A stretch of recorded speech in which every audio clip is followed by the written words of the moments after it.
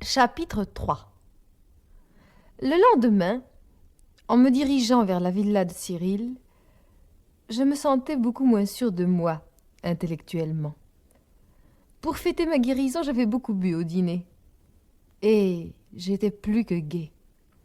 J'expliquais à mon père que j'allais faire une licence de lettres, que je fréquenterais des érudits, que je voulais devenir célèbre et assommante. Il lui faudrait déployer tous les trésors de la publicité et du scandale pour me lancer. Nous échangions des idées saugrenues, nous rions aux éclats. Anne riait aussi, mais moins fort, avec une sorte d'indulgence. De temps en temps, elle ne riait plus du tout. Mes idées de lancement, débordant les cadres de la littérature et de la plus simple des sens. Mais mon père était si manifestement heureux de ce que nous nous retrouvions avec nos plaisanteries stupides qu'elle ne disait rien.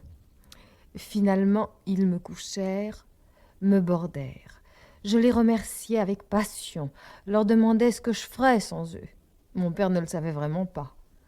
Anne semblait avoir une idée assez féroce à ce sujet, mais comme je la suppliais de me le dire et qu'elle se penchait sur moi, le sommeil me terrassa.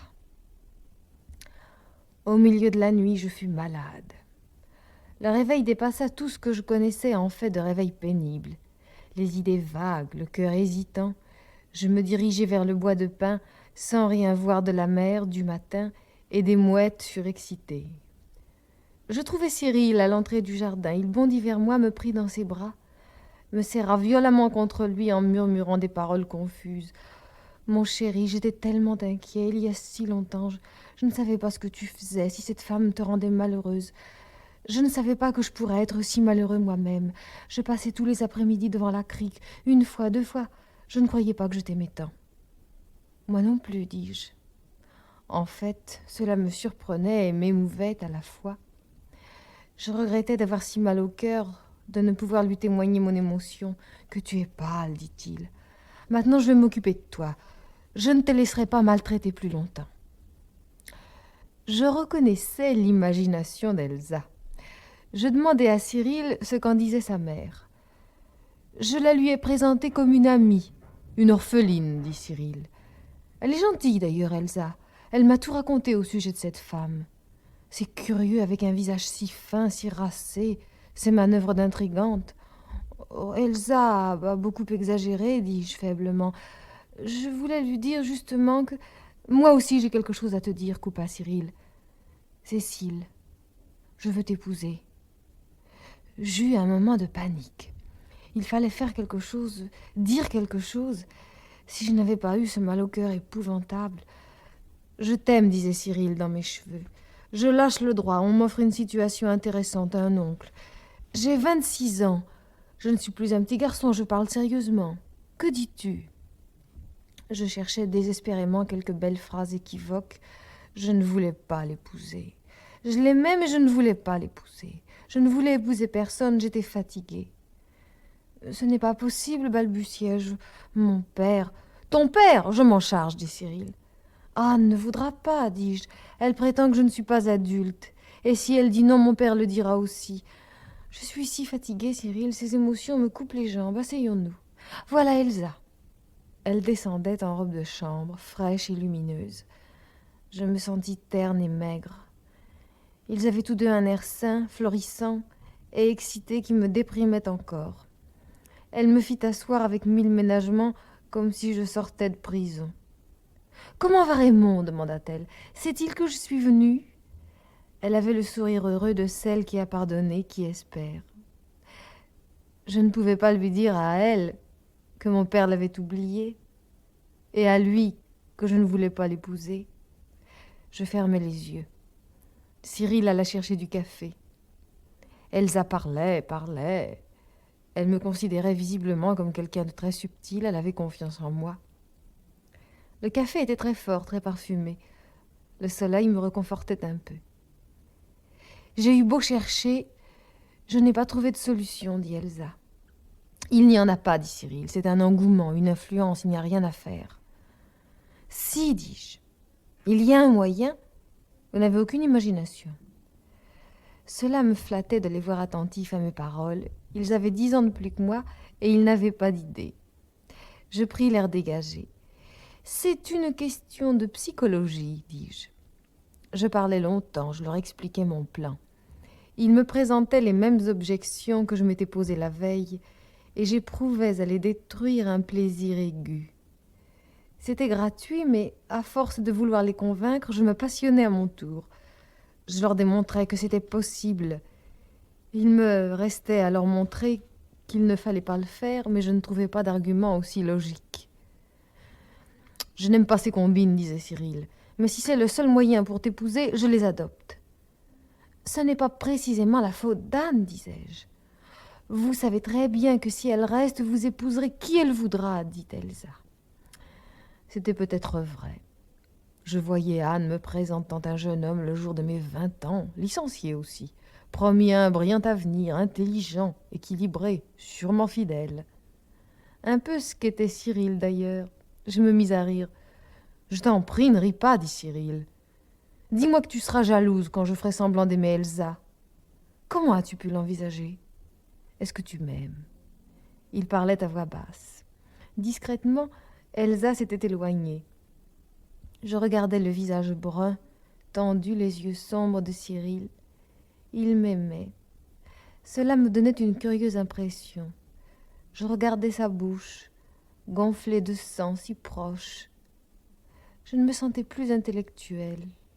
Il avança un peu le visage, de sorte que nos lèvres, en venant à se toucher, se reconnurent. Je restais assise, les yeux ouverts. Sa bouche immobile contre la mienne, une bouche chaude et dure. Un léger frémissement la parcourait. Il s'appuya un peu plus pour l'arrêter. Puis ses lèvres s'écartèrent. Son baiser s'ébranla, devint vite impérieux, habile, trop habile. Je comprenais que j'étais plus douée pour embrasser un garçon au soleil que pour faire une licence. Je m'écartai un peu de lui, haletante. « Cécile, nous devons vivre ensemble, je jouerai le petit jeu avec Elsa. » Je me demandais si mes calculs étaient justes. J'étais l'âme, le metteur en scène de cette comédie. Je pourrais toujours l'arrêter. « Tu as de drôles d'idées, dit Cyril avec son petit sourire de biais qui lui retroussait les lèvres et lui donnait l'air d'un bandit, un très beau bandit. « Embrasse-moi, murmurai-je, embrasse-moi vite. » C'est ainsi que je déclenchai la comédie. Malgré moi, par nonchalance et curiosité. Je préférerais par moments l'avoir fait volontairement avec haine et violence. Que je puisse au moins me mettre en accusation, moi, et non pas la paresse, le soleil et les baisers de Cyril. Je quittai les conspirateurs au bout d'une heure, assez ennuyé. Il me restait pour me rassurer nombre d'arguments.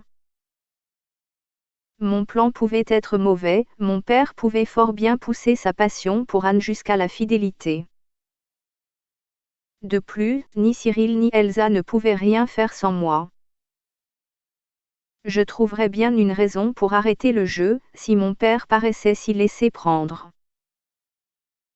Il était toujours amusant d'essayer de voir si mes calculs psychologiques étaient justes ou faux. Et de plus, Cyril m'aimait. Cyril voulait m'épouser. Cette pensée suffisait à mon euphorie. S'il pouvait m'attendre un an ou deux, le temps pour moi de devenir adulte. J'accepterais. Je me voyais déjà vivant avec Cyril, dormant contre lui, ne le quittant pas. Tous les dimanches, nous irions déjeuner avec Anne et mon père. Ménage uni. Et peut-être même la mère de Cyril. Ce qui contribuerait à créer l'atmosphère du repas. Je retrouvai Anne sur la terrasse. Elle descendait sur la plage rejoindre mon père. Elle m'accueillit avec l'air ironique dont on accueille les gens qui ont bu la veille. Je lui demandai ce qu'elle avait failli me dire le soir avant que je m'endorme. Mais elle refusa en riant, sous prétexte que ça me vexerait. Mon père sortait de l'eau, large et musclé, il me parut superbe. Je me baignais avec Anne, elle nageait doucement, la tête hors de l'eau pour ne pas mouiller ses cheveux. Puis, nous nous allongeâmes tous les trois côte à côte, à plat ventre, moi entre eux deux, silencieux et tranquille. C'est alors que le bateau fit son apparition à l'extrémité de la crique, toute voile dehors. Mon père le vit le premier. Ce cher Cyril n'y tenait plus, dit-il en riant. Anne, on lui pardonne. Au fond, ce garçon est gentil. Je relevai la tête, je sentais le danger, mais qu'est-ce qu'il fait? Dit mon père. Il double la crique. Ah! Mais il n'est pas seul. Anne avait à son tour levé la tête. Le bateau allait passer devant nous et nous doubler. Je distinguai le visage de Cyril, je le suppliai intérieurement de s'en aller. L'exclamation de mon père me fit sursauter. Pourtant, depuis 2 minutes déjà, je l'attendais. Mais c'est Elsa. Qu'est-ce qu'elle fait là? Il se tourna vers Anne. Cette fille est extraordinaire. Elle a dû mettre le grappin sur ce pauvre garçon, et se faire adopter par la vieille dame. Mais Anne ne l'écoutait pas. Elle me regardait. Je croisai son regard et je reposai mon visage dans le sable, inondé de honte. Elle avança la main, la posa sur mon cou. Regardez-moi. M'en voulez-vous? J'ouvris les yeux. Elle penchait sur moi un regard inquiet, presque suppliant. Pour la première fois. Elle me regardait comme on regarde un être sensible et pensant, et cela le jour où. Je poussai un gémissement. Je détournai violemment la tête vers mon père pour me libérer de cette main. Il regardait le bateau. Ma pauvre petite fille. Reprit la voix d'Anne, une voix basse. Ma pauvre petite Cécile, c'est un peu ma faute. Je n'aurais peut-être pas dû être si intransigeante. Je n'aurais pas voulu vous faire de peine, le croyez-vous? Elle me caressait les cheveux, la nuque, tendrement. Je ne bougeais pas. J'avais la même impression que lorsque le sable s'enfuyait sous moi, au départ d'une vague. Un désir de défaite, de douceur m'avait envahi et aucun sentiment. Ni la colère ni le désir ne m'avaient entraîné comme celui-là. Abandonner la comédie. Confier ma vie. Me mettre entre ses mains jusqu'à la fin de mes jours. Je n'avais jamais ressenti une faiblesse aussi envahissante. Aussi violente. Je fermai les yeux. Il me semblait que mon cœur cessait de battre.